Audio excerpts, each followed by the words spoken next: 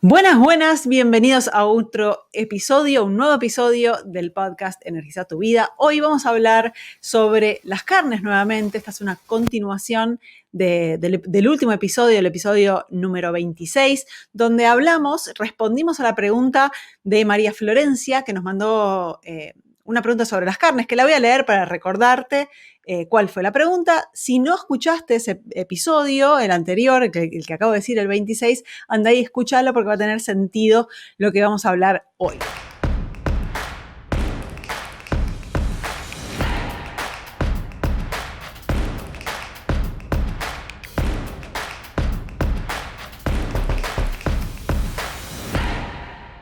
¿Sí? Entonces, la pregunta que ella había mandado había sido: tengo entendido que las carnes son acidificantes y por lo tanto inflamatorias. Quisiera saber en qué te basás para promoverlas como base de la alimentación antiinflamatoria. Quizás sea un concepto más a replantearme. Y en el último episodio, en el 26, hablamos sobre la parte de que las carnes podían llegar a ser acidificantes y eso quedó de lado, ya lo tocamos. Y hoy vamos a hablar sobre este tema de si las carnes son o no son inflamatorias.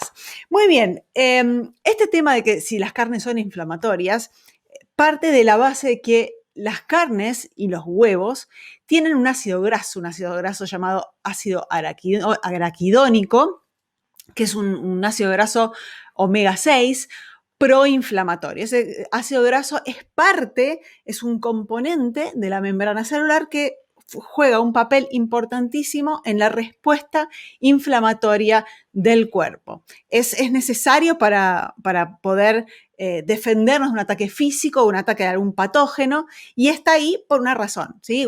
La inflamación en el cuerpo es un mecanismo de defensa que es necesario. El problema es cuando esa inflamación es crónica. Pero en este contexto de si la carne es inflamatoria y el ácido araquidónico es parte de la célula y tiene que estar ahí. Así como tenemos los ácidos grasos que son más antiinflamatorios, tenemos que tener los que son también inflamatorios para que el cuerpo se pueda defender y también para que dé el stop a esa respuesta inflamatoria.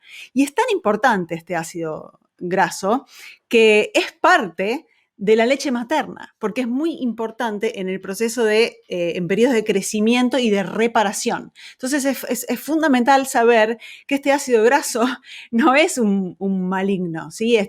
Todo siempre se lo extrapola y se va a una cosa sola y se la saca de contexto. Y cuando se la saca de contexto, llegamos a conclusiones que tal vez no son las conclusiones correctas. Entonces, en relación a que las carnes y las grasas y los huevos tienen ácido araquidónico, medio que por consecuencia se llegó a la conclusión de que entonces las carnes son inflamatorias. Pero como dije, tanto los ácidos grasos omega 6 y los omega 3, que son ácidos grasos esenciales, o sea, tenemos que consumirlos a través de la alimentación, son parte de un proceso de inflamación, antiinflamación que ocurre todo el tiempo en el cuerpo. El problema no es si un ácido graso es proinflamatorio es malo o si es un ácido graso antiinflamatorio es bueno, ¿sí?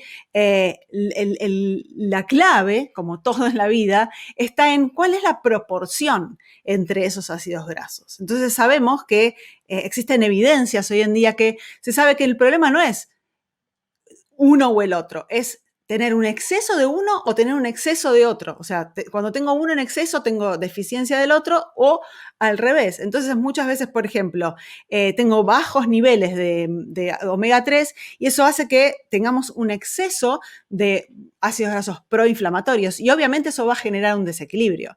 ¿Pero por qué? Y esta es mi pregunta, ¿por qué le echamos la culpa a la carne por algo que los alimentos procesados y los aceites de semillas están causando?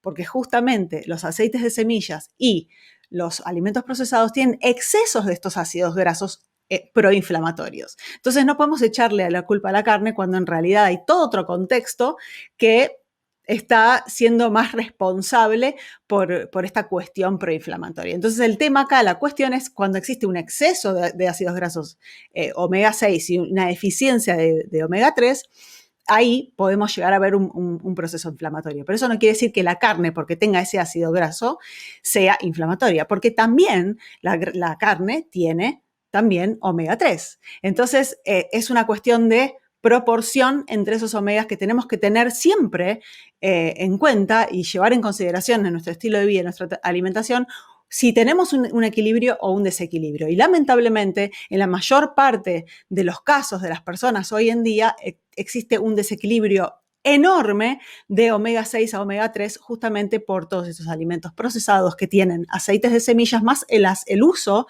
de aceites de semillas que tenemos del aceite mismo, ¿sí? Entonces, es eso lo que tenemos que tener en cuenta. Necesitamos poner las cosas siempre en contexto. Ahora, por otro lado, esto es una cosa que yo estoy diciendo y estoy compartiendo lo que dicen las evidencias, pero existen algunos estudios donde se analiza, ¿sí? Por ejemplo, este estudio que se llama El aumento de la ingesta de carne roja magra no eleva los marcadores de estrés oxidativo e inflamación en los seres humanos. El estrés oxidativo es un proceso inflamatorio y la inflamación en sí, ese estudio dijo que no.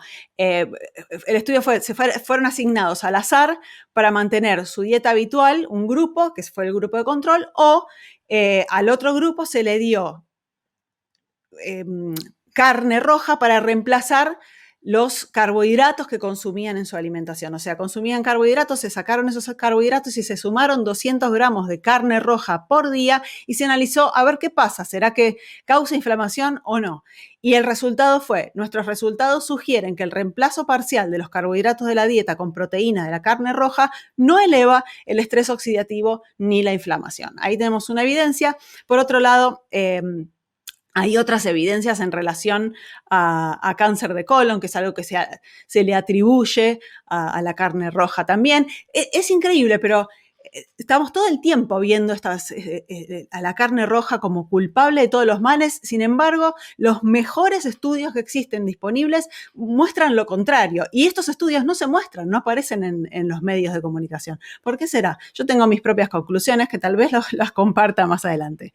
Pero vos podés sacar tus propias conclusiones con todo lo que vengo compartiendo en este podcast, en los videos en YouTube. Así que bueno, entre paréntesis te recuerdo que este podcast está disponible en todas las estaciones de podcast más famosas, Apple, Spotify, en fin, todas, o la mayoría, o muchas, no sé, siempre digo, si hay alguna estación de podcast que escuchas y no está mi podcast, mándame un email que voy a ver cómo puedo hacer para que esté en esa estación.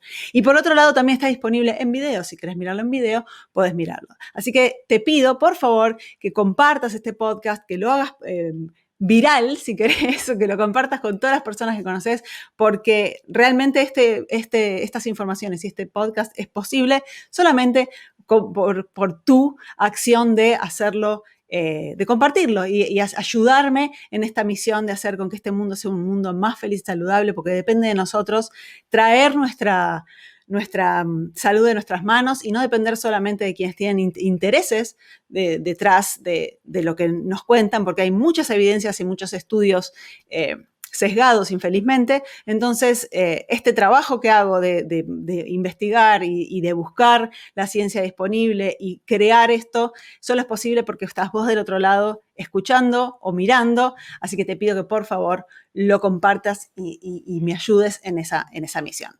Así que bueno, estaba hablando de los estudios. Hay otro en relación al cáncer, es un metaanálisis, es la mejor calidad de estudio disponible. Metaanálisis de estudios prospectivos sobre el consumo de carnes rojas y cáncer colorectal. Los datos epidemiológicos disponibles no son suficientes para respaldar una asociación positiva, independiente e inequívoca entre la ingesta de carne roja y el cáncer colorectal. Y acá es donde tengo que hacer un paréntesis, porque la mayor parte de las evidencias que existen sobre los males de la carne son estudios epidemiológicos. ¿Qué es un estudio epidemiológico? Son estudios que se basan en cuestionarios de alimentación que se les hace a una población X, y se basa en cuestionarios. Ahora, si yo te pregunto a vos, ¿qué comiste el domingo pasado? ¿Vos te vas a acordar exactamente qué comiste? La mayor parte de las personas no se acuerdan. Y por otro lado, existe lo que se llama el sesgo del usuario saludable o el sesgo del usuario no saludable, poco saludable. Una persona que hace años que viene siendo bombardeado en la cabeza que las carnes rojas hacen mal, probablemente es una persona que no las consuma y que también tenga algunos otros hábitos saludables, como hacer ejercicio, como ir a dormir temprano, como no fumar o no tomar alcohol. Entonces existe ahí un sesgo. Y lo mismo para usuarios que supuestamente si la carne hace mal, ¿qué me importa? Si yo también fumo, tomo alcohol, soy sedentario. Entonces esas cosas no se tienen en cuenta en estos estudios y además son estudios de observación, observacionales. Y ningún estudio observacional se puede decir que causa alguna cosa. ¿Sí? Entonces, se puede observar, pero no se puede decir que esa cosa que estoy observando causa la otra. Entonces, tenemos que tener mucho cuidado con estos estudios epidemiológicos. Por otro lado, otro estudio sobre las carnes rojas y el cáncer de colon es una revisión de la evidencia mecanicista del hierro hemínico en el contexto de la metodología de evaluación de riesgos, porque también en algún momento, incluso en algunos documentales famosos que tienen una agenda vegana y vegetariana por detrás, se hablaba de eso, que el hierro hemínico, el hierro que está disponible en las proteínas animales, podían causar cáncer colorectal. Sin embargo, las evidencias muestran que el resultado de ese estudio dice que los estudios no han proporcionado pruebas suficientes que el hierro hemínico contribuya con un mayor riesgo de cáncer de colon. Uno más que quedó de lado. Y por otro lado, hay un último estudio es el mayor estudio que se hizo hasta ahora sobre las carnes rojas, que fue también una revisión de un metaanálisis donde se analizó todos los datos hasta ahora disponibles sobre la carne. Creo que esto fue de 2019, si no me equivoco. El nombre del estudio es Efectos de una alimentación alta en carnes rojas versus baja en carnes rojas en los resultados cardiometabólicos y cáncer, que es lo más preocupante, siempre fue, ¿no? La carne está asociada supuestamente a problemas cardíacos y a cáncer. El objetivo de ese estudio era resumir el efecto de una ingesta menor de carnes rojas versus una mayor ingesta sobre la incidencia de resultados cardiometabólicos y de cáncer en adultos. ¿Y cuál fue la conclusión? El panel sugiere que los adultos continúen con el consumo actual de carne roja sin procesar porque la recomendación que se hizo hasta ahora no hay evidencia, es baja o muy baja, que pueda causar estos problemas. De manera similar, el panel sugiere que los adultos continúen el consumo actual de carnes procesadas, porque lo mismo, la evidencia que existe es débil o muy débil y tiene una evidencia de certeza muy baja para hacer esa recomendación. Entonces tenemos que tener mucho cuidado porque no siempre lo que escuchamos es ciencia de verdad o es ciencia que no tiene intereses. Entonces, cuidado. Sabemos que Harvard, por ejemplo, es una de las universidades que siempre está promoviendo supuestos estudios epidemiológicos anticáncer, porque tiene allá arriba ciertas autoridades que están involucradas en una agenda vegetariana, vegana y de alimentos procesados. Entonces, presentan estos estudios que, bueno, la mayor, como un amigo dice, el estado de arte de la ciencia muestra absolutamente lo contrario, no hay evidencias. Y yo siempre digo, y esta es mi recomendación, mi opinión acá, cuando tenemos algo tan controversial, ¿sí? Donde miramos a la evolución y se consumía carne roja mayormente, ¿cómo puede ser que un alimento que durante 2 millones de años fuimos consumiendo, hoy cause todos los males que tenemos? Y no se mire todo el resto de las cosas que hacemos y los alimentos procesados y azúcares y alimentos refinados que estamos consumiendo, todo eso está libremente, comelo que está todo bien. Entonces tenemos que usar siempre, más allá de la evidencia y de la ciencia, ¿cuál es nuestro sentido común? ¿Cuál es la relación que eso tiene evolutivamente? ¿Tiene sentido o no tiene sentido? Y ahí es una cuestión de cada uno sacar sus propias conclusiones. Obviamente que existen otros aspectos, hay gente que no quiere consumir proteínas animales por una cuestión filosófica de que no quiere dañar al animal o que el sufrimiento, y todo eso lo respeto, pero las evidencias y los hechos en relación a nuestra fisiología y cómo nuestro cuerpo humano funciona son inequívocas y están ahí evidentes en todos lados. Y la carne roja es uno de los alimentos más nutritivos que existen. Es la mejor fuente de vitamina B12, de muchas de las vitaminas del complejo B, hierro, zinc, selenio, cobre, fósforo. Entonces no podemos aniquilar o querer aniquilar un alimento que durante años y años y millones de años fue parte de nuestra evolución y de los que nos hizo humanos y que hizo que este cerebro funcione como funciona, que sea la causa de todos los males. Así que bueno, espero poder haber aclarado esa duda de si las carnes son inflamatorias o no son inflamatorias. Quedó ahí, vos podés sacar tus propias conclusiones, la información está dada, nos vemos en el próximo episodio.